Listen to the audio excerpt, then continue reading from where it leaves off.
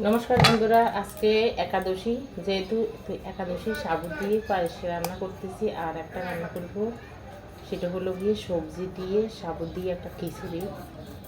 তো প্রথম থেকে শেষ, তো চলো ভিডিওটি প্রথম থেকে শেষ পর্যন্ত দেখতে থাকো।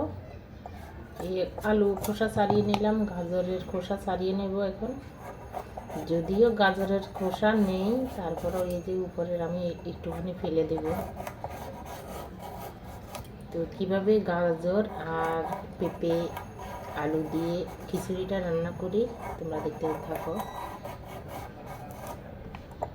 এর আগে আমি কয়েকবারও এই রেসিপিটা তোমাদের সাথে শেয়ার করলাম, আজকে আবারও শেয়ার করতেছি যেহেতু রান্নাটা করব।